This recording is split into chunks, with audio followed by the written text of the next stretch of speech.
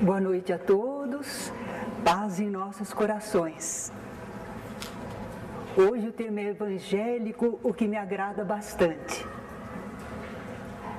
Vamos aprender no Evangelho sobre o maior mandamento.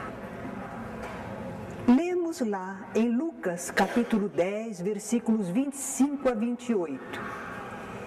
E eis que se levantou um certo doutor da lei, tentando-o e dizendo: Mestre, que farei para herdar a vida eterna?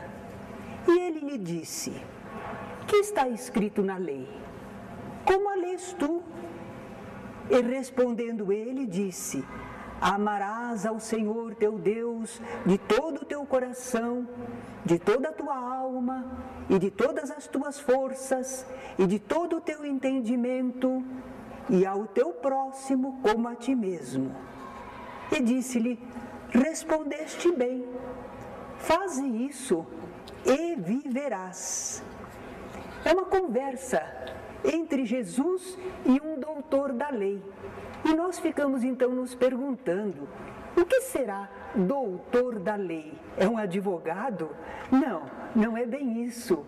Naquela época, havia homens que, sem serem sacerdotes, e geralmente eram da seita dos fariseus, eles se interessavam muito pelo conhecimento das leis divinas, os livros de Moisés, os livros dos profetas. Então eles conheciam aquelas escrituras sagradas todas, eles sabiam dizer o que era certo e o que era errado. Esses eram os chamados doutores da lei. Outra coisa que nos chamou a atenção é que o homem perguntou: que farei para herdar a vida eterna? Nós vimos, que nós somos imortais, mas eternos não. Entretanto, é uma expressão, a vida eterna, a vida que não acaba. Era disso que ele queria saber, da vida do Espírito. É uma vida em plenitude e felicidade. O homem perguntou a esse respeito, indagou de Jesus, como é que ele conseguiria alcançar esse estado que a gente conhece como vida eterna, vida espiritual. Ele perguntou a Jesus, mas será que ele estava querendo mesmo receber uma orientação espiritual de Jesus? Lá está escrito que ele estava experimentando Jesus para ver o que é que Jesus falava. Ele não estava pedindo uma orientação, não. Ele estava experimentando como é que Jesus responderia à sua questão. Agora é interessante que Jesus não ensinou nada de novo àquele homem. Jesus era um mestre, não é? Ele tirou a resposta do próprio homem, do próprio doutor da lei, porque ele fez outra pergunta: o que está escrito na lei? Como a lês tu? Quer dizer, porque o homem conhecia os livros das leis. E Jesus então perguntou: como é que você interpreta? O que é que você entende do que está lá? E o doutor da lei citou as escrituras direitinho, que mandavam amar a Deus e ao próximo. Muitas vezes o pessoal diz assim: Jesus nos ensinou a amar a Deus e ao próximo. Jesus confirmou a lei que já existia para os israelitas. É lei muito antiga. Já havia no Velho Testamento, mas Jesus confirmou: amar a Deus e ao próximo. Esse é o chamado maior mandamento. Não há mandamento maior do que esse, de amar a Deus e ao próximo.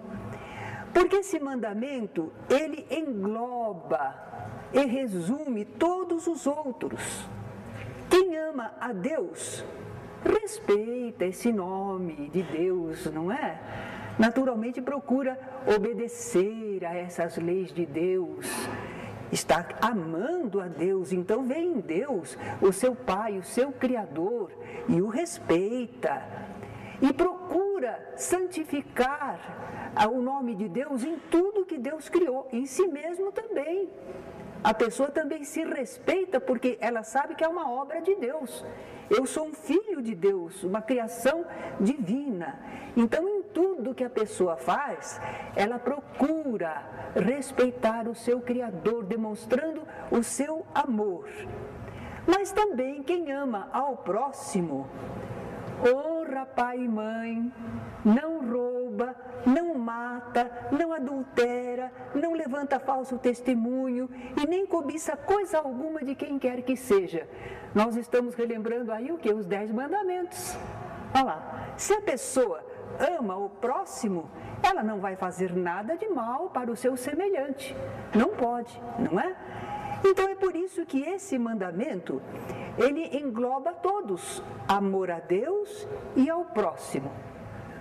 Dentro desse mandamento está todo o preceito de moral, de elevação. Quando o homem respondeu assim, citando as escrituras que já existiam, Jesus aprovou a resposta. Respondeste bem, faze isso e viverás. Ele queria ter uma vida eterna, né? Você vai ter uma vida eterna, faze isso. Então Jesus mostrou que o doutor da lei tinha conhecimento. Ele sabia o que fazer para viver bem, plenamente a vida espiritual. Só bastava que ele agisse de acordo com o que sabia. Se ele agisse de acordo com o seu entendimento, não é? Então, ao conhecimento, ele teria de fazer seguir a ação. Agora procuremos fazer uma aplicaçãozinha para nós. Nesta época, ano 2007, na era cristã, 2 milênios depois de Jesus, nós podemos dizer que não conhecemos esse mandamento maior, amar a Deus e ao próximo? Alguém de nós desconhece? Acho que não podemos, né, alegar ignorância. Todos nós sabemos. Alguém nos esclareceu a esse respeito? Nós lemos em livros, ouvimos nas religiões cristãs, não é? Não há dúvida, todos nós sabemos isso. Mas vamos ver a atitude daquele doutor da lei, quando Jesus respondeu a ele, faze isso e viverás. Eu tenho a impressão que a pergunta vale para nós também, né? Façam isso e viverão. Mas o doutor da lei, querendo justificar-se a si mesmo, não deu o braço a torcer, hein? Não, ele procurou se justificar. E o que ele vai dizer? Ele perguntou, e quem é o meu próximo? Inocente, não é? Não sabe quem é o próximo dele. Bom, mas a pergunta também tem uma razão. Porque ainda hoje há pessoas que dizem, aqueles que são da minha religião são meus irmãos, os outros não são não. Os que são desta religião são criaturas de Deus, são filhos de Deus. Os outros são só criaturas. São criação de Deus, mas não são filhos de Deus. Algumas pessoas pensam assim, fazem separação, não é? Mesmo na sociedade, será que os nossos irmãos são, por exemplo, acho que corintiano acha que palmeirense não é seu irmão. Fazem cada briga nas torcidas, não veem o seu irmão. Separaram conforme certas atividades, certos interesses, e a pessoa não vê mais o seu irmão, não vê. Mas Jesus, diante da pergunta do homem, quem é o meu próximo, vai contar uma parábola. Quem aqui não sabe o que é uma parábola? Por favor, nos ajude, porque eu estou fazendo assim uma enquete, para eu ter uma ideia, se todo mundo sabe o que é uma parábola. Todo mundo sabe, olha, ninguém ergueu a mão dizendo que não sabe. Então acho que eu vou chover no molhado. Eu vou falar aquilo que vocês já sabem. Parábola é uma história pequenina história. Ela é simbólica, não pode ficar ao pé da letra. É como um enigma para decifrar. Ela faz uma comparação. Ela é uma alegoria. Agora, dentro dessa história da parábola, existe uma verdade importante, está escondida lá. E a conclusão dessa parábola, quando a gente entende, quando a gente decifra, é um preceito moral. É uma regra de conduta a ser seguida em determinado caso. Então vai responder quem é o nosso próximo. Vamos então agora acompanhar a história que Jesus contou, a parábola, uma das parábolas que Jesus contou. Jesus era um mestre extraordinário. Ele sabia que às vezes a gente não consegue gravar e recordar um longo sermão, mas uma pequena história a gente não esquece e é capaz de reproduzir e contar para outros. Então Jesus usou muito as parábolas e elas se conservaram até os dias de hoje para nós conhecermos o pensamento de Jesus, aquele ensinamento divino. Então vamos lá, a parábola que recebeu o nome de a parábola do bom samaritano. Não, Jesus não anunciou assim, agora eu vou contar a parábola do bom samaritano. Não, Jesus contou uma história. E depois as pessoas, quando queriam se referir a essa história contada por Jesus, diziam aquela parábola do bom samaritano, e aí ficou batizada, né? A parábola. Descia um homem de Jerusalém para Jericó. Ah, olha lá, Jerusalém é mais alta do que Jericó. Duas cidades, né, lá dos israelitas, Jerusalém, que a gente conhece bem hoje. Então esse homem ia descendo de Jerusalém para Jericó e ele caiu nas mãos dos salteadores, os quais o despojaram e espancando-o se retiraram, deixando-o meio morto. Vamos fazer aqui uma pequena pausa, porque alguns tiram aí um simbolismo. Diz que quando a gente vai descendo do que é espiritual, porque Jerusalém era chamada a cidade santa, então era a cidade do templo, era a cidade da religião, das coisas de Deus, e aquele homem ia descendo de Jerusalém para Jericó, quer dizer que ele ia se afastando da espiritualidade. E é por isso que ele foi assaltado. Alguns tiram um simbolismo assim para nós. Olha, quando a gente se afasta do caminho certo, da espiritualidade, do que é certo, do que é correto, nós corremos o risco de grandes problemas que espiritualmente nos assaltam, nos despojam e nos deixam quase mortos, não é? Bem, ocasionalmente descia pelo mesmo caminho certo sacerdote dos israelitas daquela época. Então não estamos falando contra nenhum sacerdote das religiões atuais. Jesus está contando uma história, está se referindo a um sacerdote daquela época, dos israelitas. E vendo quem? Vendo o homem assaltado, o homem maltratado, passou de largo. Mas ele não era um homem de religião, um sacerdote. Mas ele passou de largo, ele não se interessou de se aproximar, não é? De igual modo também um levita. O que seria um levita? Da tribo de Levi eram reservados para ser uma das famílias serem os sacerdotes e os outros serem ajudantes no templo. Eles tinham muito serviço lá, havia serviço de músicos, havia serviço de limpeza, serviço de escrituração, de escrita. Então o levita era um colaborador do templo, um trabalhador do templo. De igual modo passou um levita, e chegando àquele lugar e vendo o homem, passou de largo também. Mas um samaritano, agora a gente faz também uma pausa, samaritano, habitante da região da Samaria, não era ali da Judéia, não, nem da Galileia, era da Samaria. Eles também lá eram israelitas, mas eles se haviam mesclado com outros povos que moravam naquela região. E eles então parece que não cumpriam muito bem a lei dos israelitas, não seguiam direito todos os mandamentos. Tanto Tanto assim que os judeus, eles não gostavam muito dos samaritanos, desprezavam.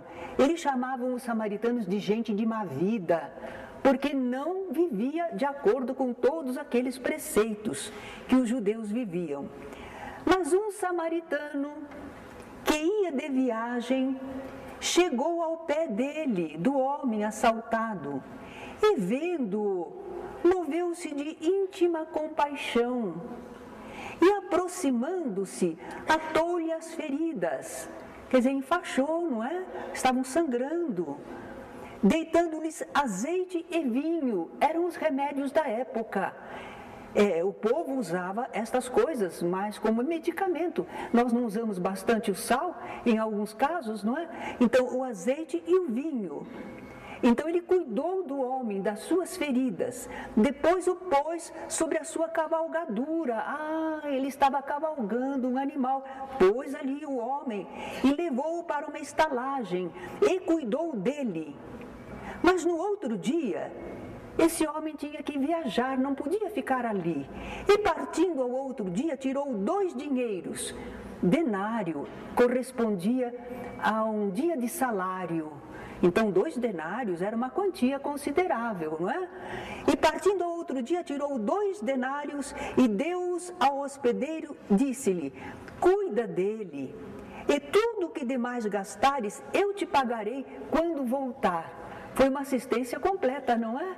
Que o samaritano prestou àquele homem. Interessante. Um é sacerdote, o outro é levita, o outro é samaritano, e o homem assaltado? O que ele era? Jesus não pôs nenhuma qualificação, não. É ser humano. É um homem. É um ser humano. Não precisa explicar quem que ele é. Não temos que prestar atenção a isso. É um ser humano, não é? Bem, então, quando Jesus colocou um samaritano agindo bem, de acordo com as leis divinas, apesar deles serem considerados ignorantes da religião, o que Jesus estava querendo? Ele estava combatendo esse preconceito orgulhoso dos judeus contra os seus semelhantes menos esclarecidos. Nós, espíritas, precisamos aprender a não menosprezar as outras criaturas.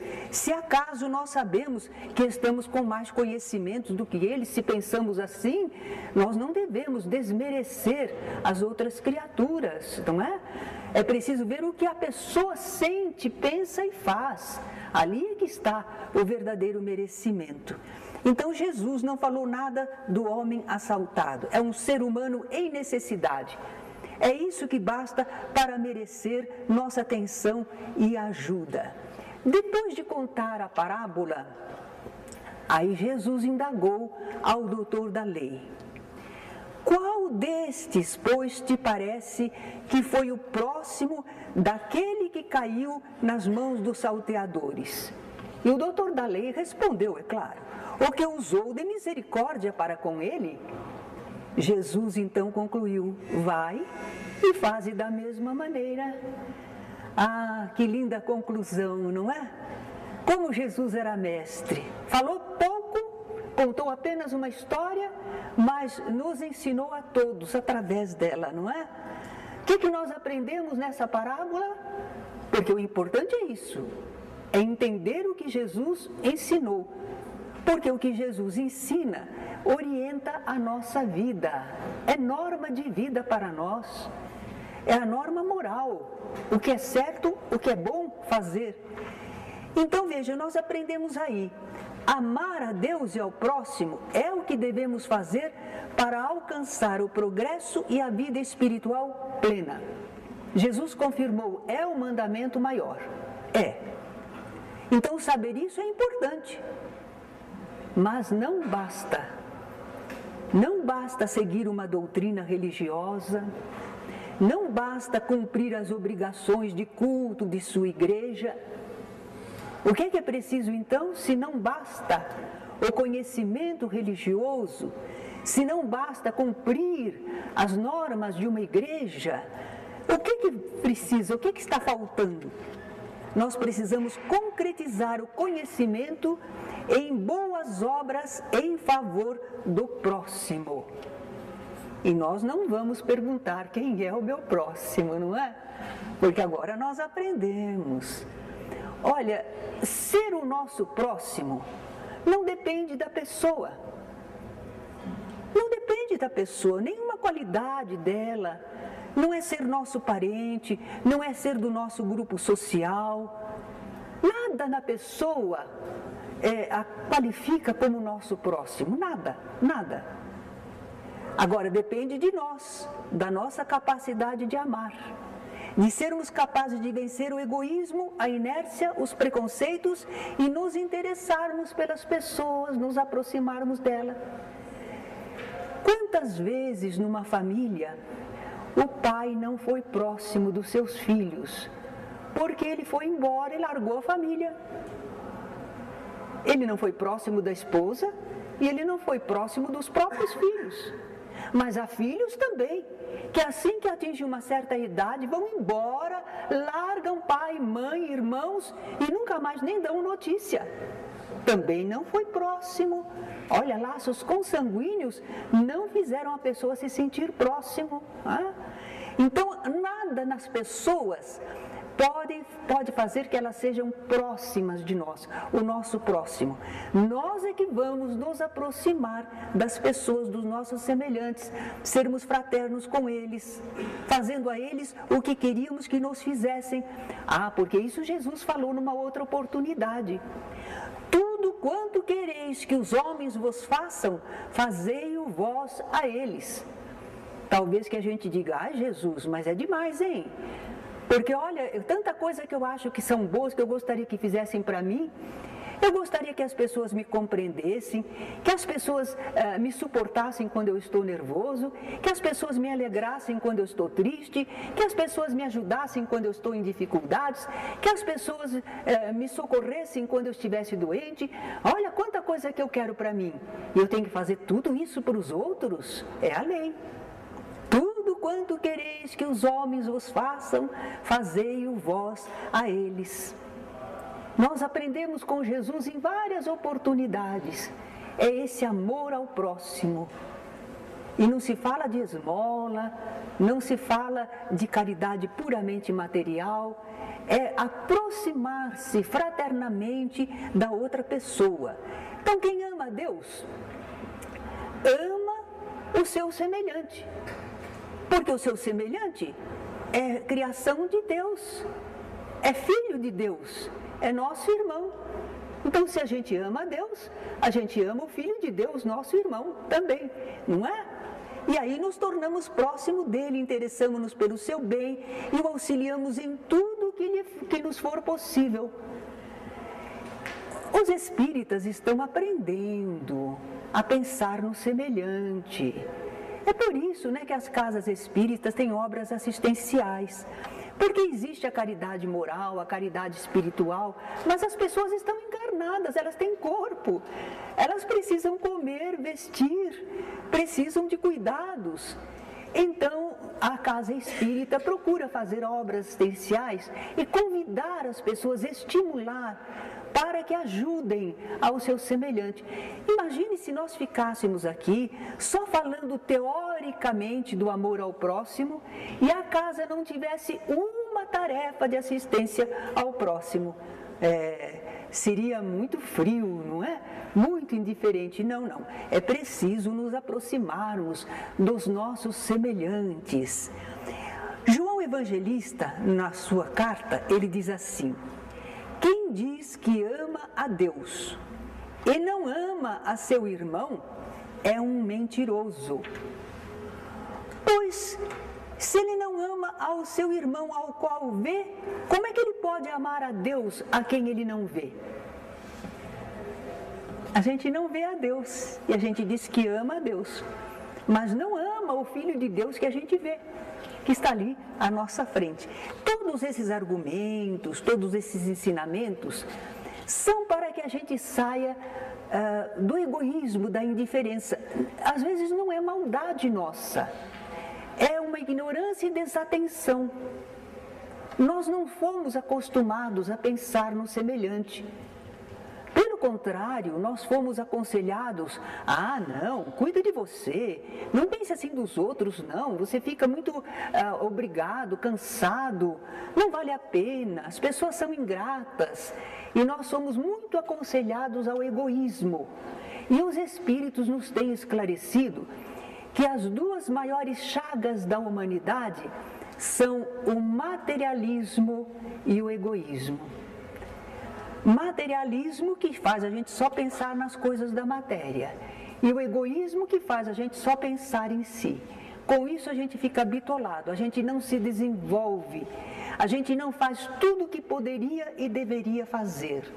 E a vida fica muito infeliz, triste para todos nós, porque nós vivemos tão carentes, meio inseguros.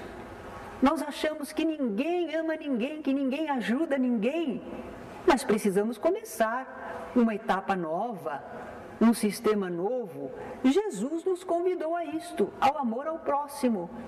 Ele fazia isso, porque Jesus não ensinou só teoricamente, é a superioridade de Jesus diante de muitos outros instrutores da humanidade.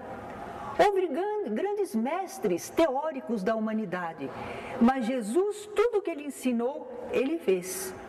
Então nós vemos Jesus trabalhando, servindo incansavelmente ao seu semelhante, doando de si tudo o que ele podia, esclarecendo pessoas, organizando serviços, devotando-se. E nós precisamos aprender com o nosso mestre, não é? O nosso mundo já poderia estar bem melhor. Afinal de contas, não vamos ser pessimistas, não. O nosso mundo está muito melhor hoje do que antes de Cristo e mesmo há 1000 anos atrás. A nossa sociedade já está melhor organizada, já temos melhor compreensão, já estamos compreendendo melhor o nosso ambiente, que as sociedades, quando se respeitam e se ajudam, vivem melhor, não é? Nós já estamos. Nós desenvolvemos o intelecto e deu para nós compreendermos que vale a pena cuidarmos uns dos outros, mas ainda não temos aquele sentimento puro. Precisamos exercitar o sentimento do amor e é para isso que Jesus nos convida. Gostaria de ouvir alguma pergunta ou comentário em torno do tema de hoje. Alguém quer fazer alguma pergunta?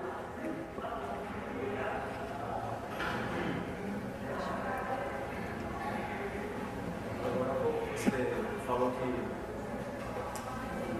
o batismo tinha falado que não basta amar ao próximo, não basta amar ao próximo, não basta amar a Deus se não amar ao próximo. E o caso contrário, você ama a Deus ou ama ao próximo, mas não tem um tempo de devoção a Deus. Certo. João Evangelista, porque João o Batista era o que batizava, Evangelista era o apóstolo, né? O que escreveu o Evangelho. Então, João Evangelista falou realmente dessa maneira: quem diz que ama a Deus e não ama o seu próximo é um mentiroso. Ele não ama, diz que ama a Deus a quem ele não vê e não está amando ao Filho de Deus que ele está vendo. O contrário seria possível. Há muita gente que diz que não tem religião. Eles dizem que são ateus, que não creem. Mas a pessoa em si, ela tem um senso de justiça e de fraternidade. Então, por si mesma, ela procura ajudar o semelhante, ela respeita o semelhante, ela colabora para o bem do semelhante. Diante da lei divina, essa pessoa está cumprindo a lei. Ela diz que não reconhece Deus, mas esse é um problema de intelecto, de às vezes ter aprendido assim, mas interiormente, como alma, como espírito, ela sente o amor e a responsabilidade para com o semelhante. Então, diante da lei divina, que não se prende a rótulos, essa pessoa está plenamente bem diante da lei divina, está fazendo o que devia fazer. E ela encontra dentro da lei divina a resposta de acordo com seus atos. Deus não responde a nós perguntando para nós de que religião você é, ou quais as ideias que você professava, mas o que você faz, o que você sente.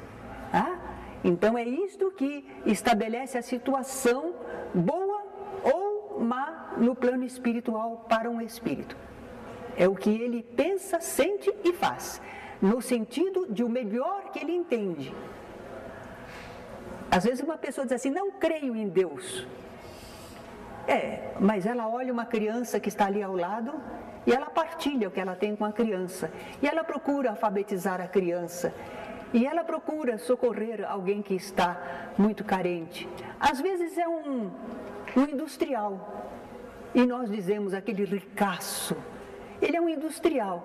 Mas de acordo com o entendimento que ele tem de justiça, do que é bom, ele faz creche para as suas funcionárias poderem ter os filhinhos lá bem amparados. Ele paga corretamente aos seus servidores. Ele coloca cursos para que os seus servidores possam progredir intelectualmente. Enfim, ele se torna um benemérito. Talvez que alguém diga, ele faz isso porque ele quer que as pessoas trabalhem bem, que estejam em condições boas de saúde. Mas ele está fazendo dentro do que ele entende de melhor. Ele está agindo em favor também dos semelhantes, não só para si. Ele não está sendo egoísta, ele está sendo fraterno. E é isso, essa é a grande lei, a fraternidade. Mais alguma perguntinha? Porque o tema de hoje é tão singelo. Talvez que a gente diga assim, fácil, eu já entendi. O problema é viver, né? Faze isso e viverás. O Tércio falava que a fé sem obras é morta, né? Pode ser pelo que você está falando que vale mesmo para o amor.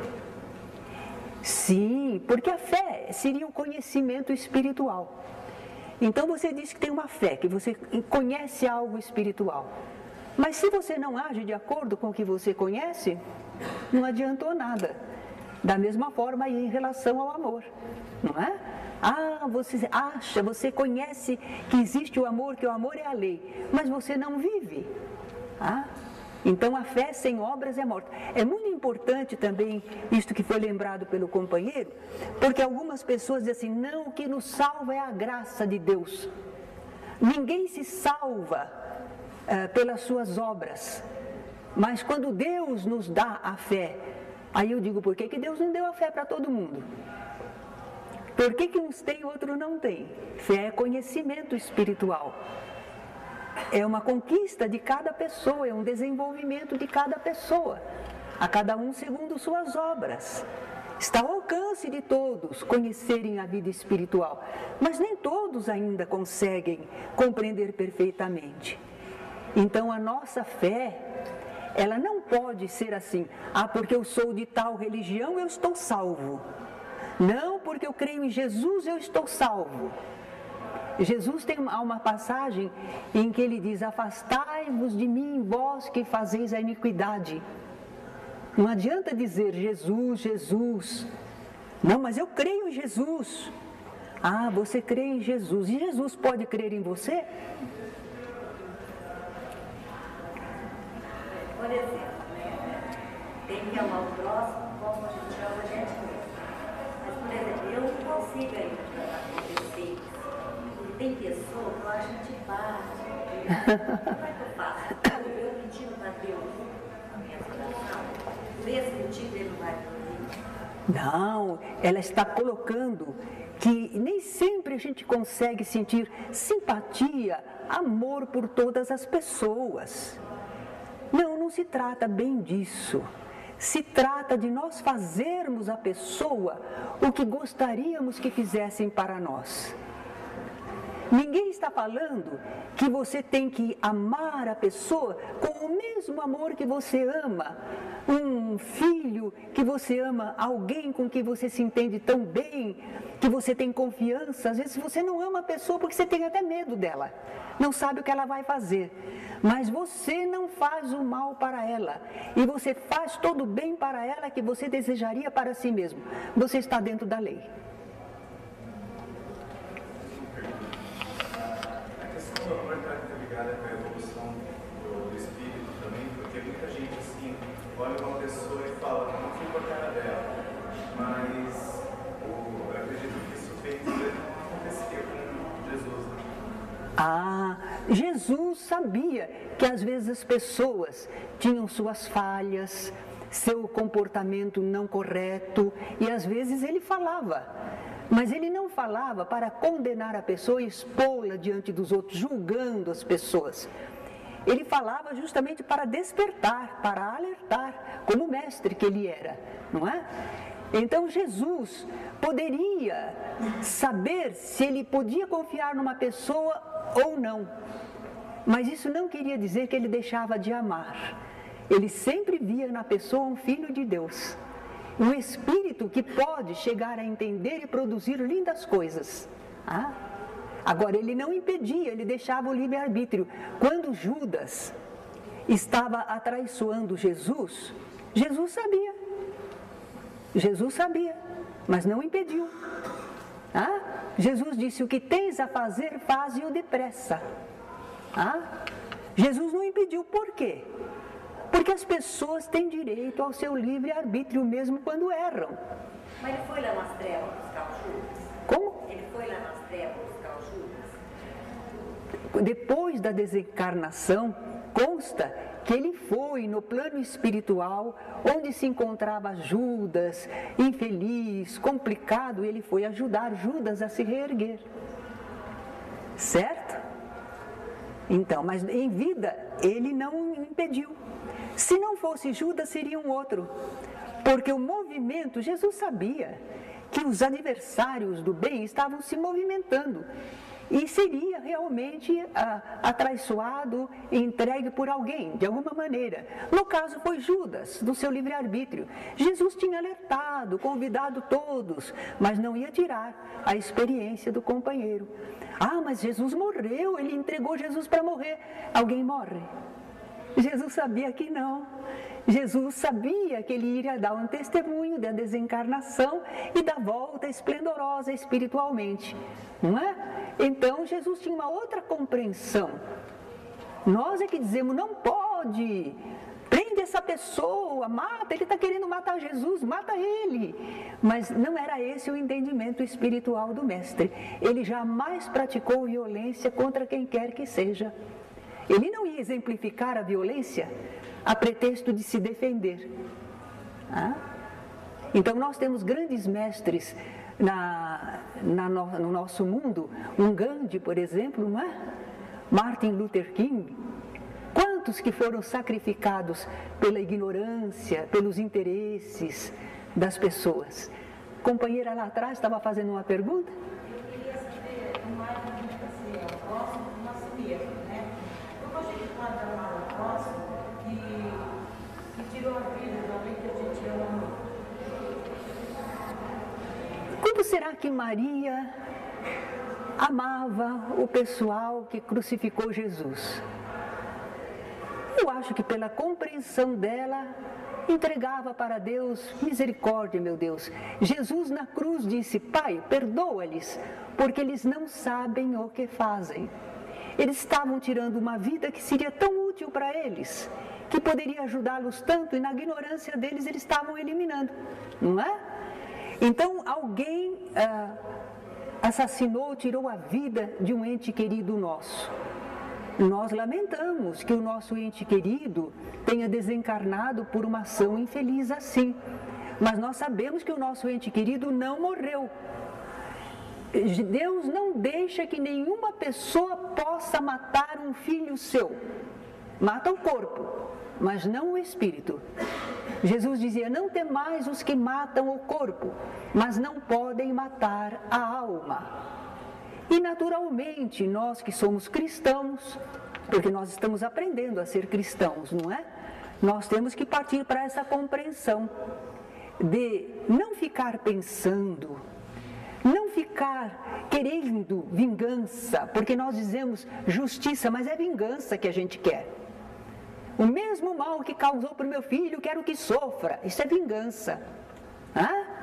Então a gente tem que fazer um esforço, não é fácil, para, se possível, limpar a mente, limpar o coração, amar a Deus, continuar amando o próximo, fazer o bem que puder, e aí a misericórdia divina balsamiza a nossa alma, o nosso coração. e nos permite, nos enseja reencontro com os nossos seres queridos. Às vezes a gente tem sonhos especiais, não é? Às vezes nós vamos precisar orar pelo nosso ente querido que foi assassinado, porque às vezes ele não estava preparado, ele precisa de calma, ele precisa de fé, e nós vamos orar por ele. Em vez de ficarmos pensando contra o adversário, nós vamos pensar em favor do nosso ente querido.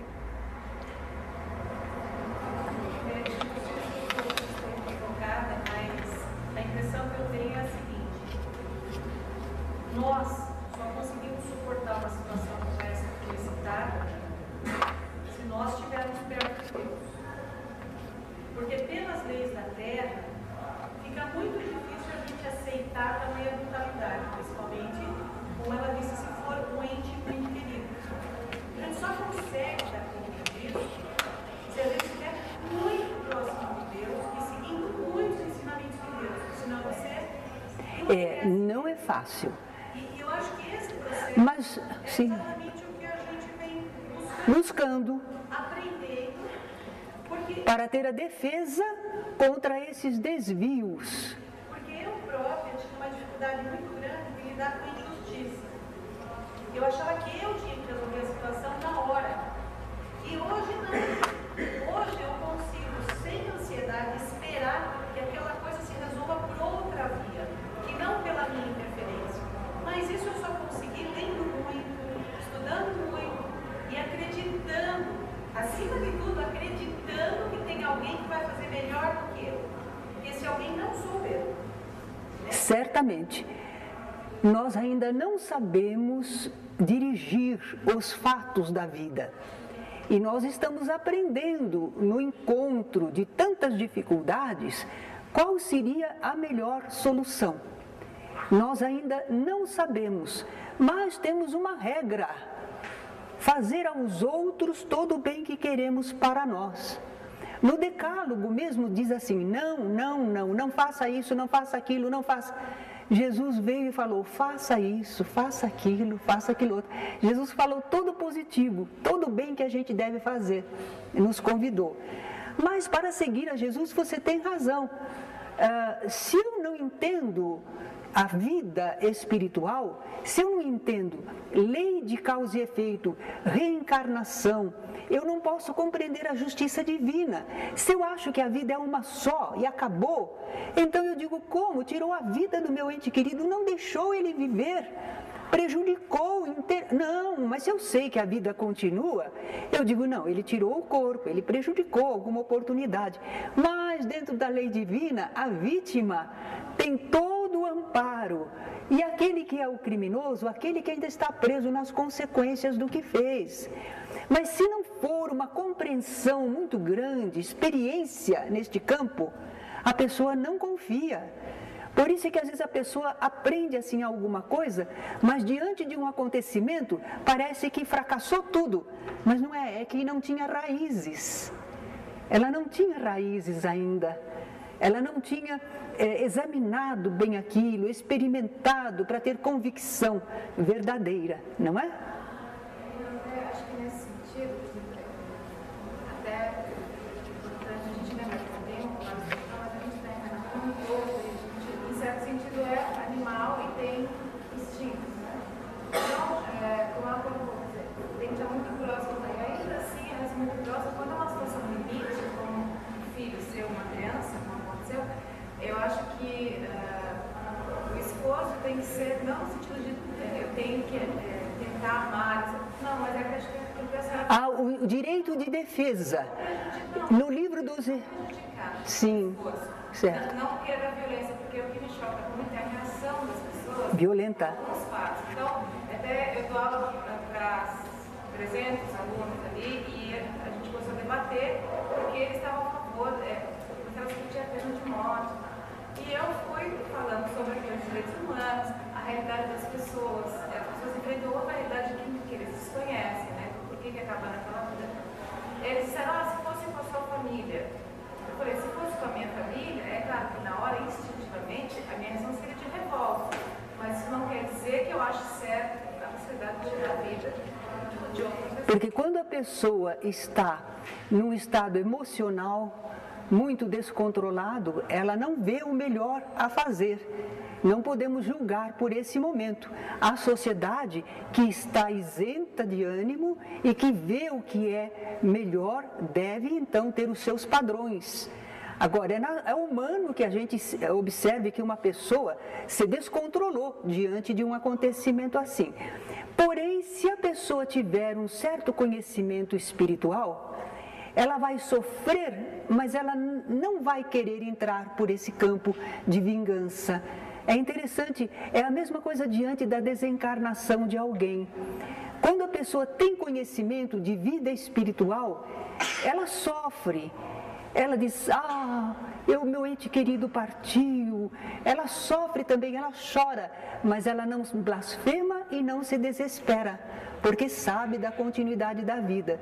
Então, também diante de um acontecimento desse, de uma violência, se a pessoa realmente estiver exercitada na compreensão das leis espirituais, ela vai sofrer, ela vai sentir, mas ela vai controlar as suas reações. Ela vai conseguir. E se ela não conseguir, compete aos outros. E eu vou fazer o seguinte, como nós estamos gravando, nós vamos cantar uma cançãozinha para encerrar, mas poderemos continuar ouvindo os que quiserem fazer perguntas. Está bem? Nós vamos distribuir, que também é desse CD Na Luz da Inspiração, é uma canção Como a Ti Mesmo, porque tem relação com a aula, por isso. Não é para toda a aula que nós temos canções que se adaptam, mas por enquanto nós estamos citando algumas, não é?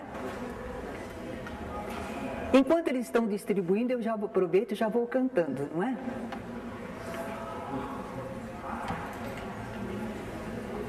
Na antiga Palestina, uma voz doce sem par, mensageira divina ao povo hebreu veio ensinar. Se a vida imperecível tu almejas alcançar, como a ti mesmo deves ao teu próximo amar.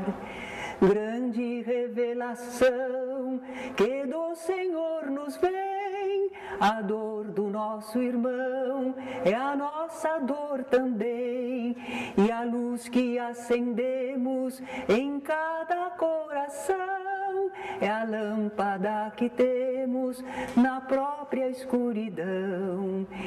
E a pura voz do Cristo continua a repetir, a quem para isto tem ouvidos de ouvir.